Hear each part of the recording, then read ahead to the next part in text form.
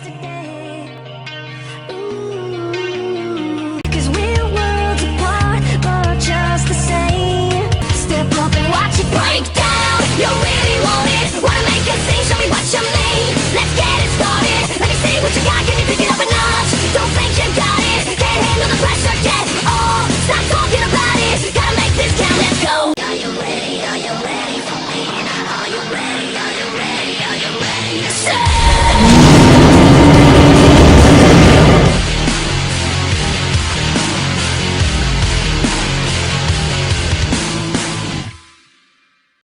Yeah, I was enjoying my news called Cora 34 today, and we're talking about the new Daspletosaurus species that has been described and announced. So basically now we're going to talk about the actual species itself. So a team led by Thomas Carr actually found, well, I don't think they found, but I think they actually described this new specimen.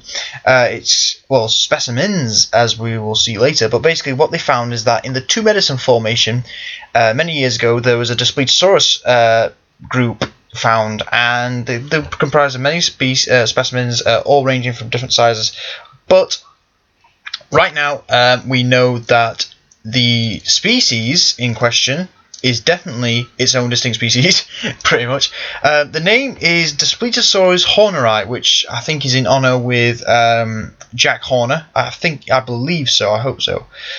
Now, what they found is that it was unique because, well, first of all, it had different shaped lacrimal horns, so that the crest horns.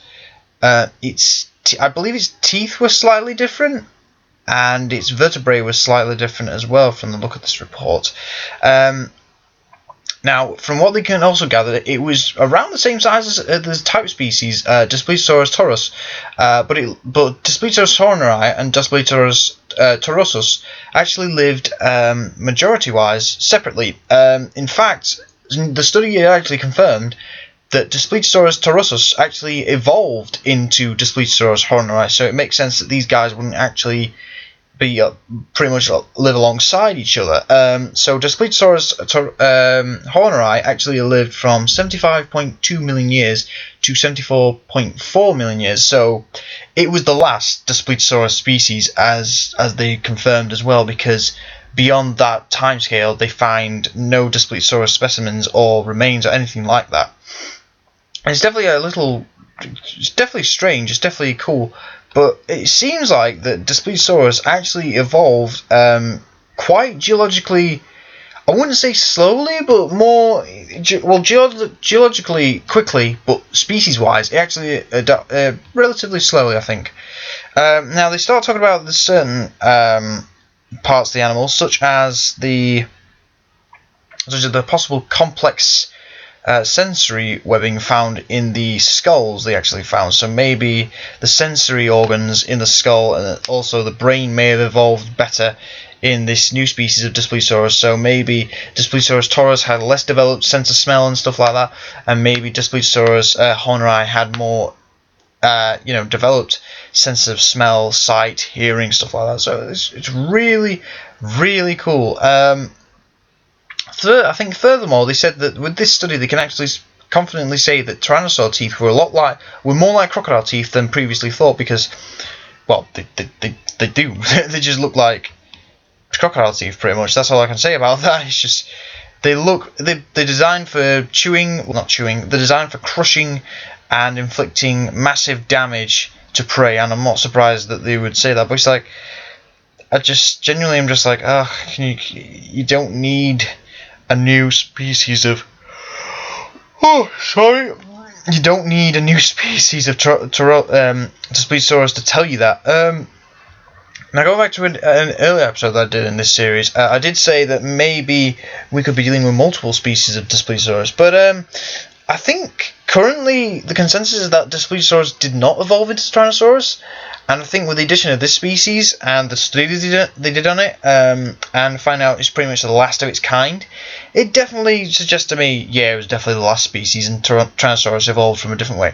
But looking at the skulls of these two, the Daspletosaurus taurus on the bottom and the Daspletosaurus horneri on the top, the Daspletosaurus horneri's jaws seem to be relatively similar to that of Daspletosaurus taurus, so maybe maybe there wasn't much ecological change. So I mean, he probably didn't have to change his teeth a lot. But proportionally, the teeth do seem a bit longer. And just generally, there's a lot of other things that are different. I'd say the snout, the snout looks different. I mean, the nares or the nostril looks a bit different. It looks more squeezed in a bit. And obviously, the lacrimal horns are different. They're more. I think they look smaller in Horneri than they do in in Taurus. But the post-orbital bone looks more. It looks larger, so maybe this was a male, or I don't know, maybe it wasn't, I don't know, but generally this looks like it just has a more robust looking top of the cranium to it, and it just looks like it's just pretty much the same. It's very morphologically similar to Daspletosaurus taurus, but at the same time, Horneri obviously has a lot of minor differences, but I think I was talking with a lot of other guys about this, and they were saying that the possibility of the lips being not there. Same time, the problem is the pores, on the dentary, the little pores and pits on the dentary, and the upper jaw, and the maxilla, the premaxilla. They say lips to me because birds and crocodiles have it, so that's a bit dumb.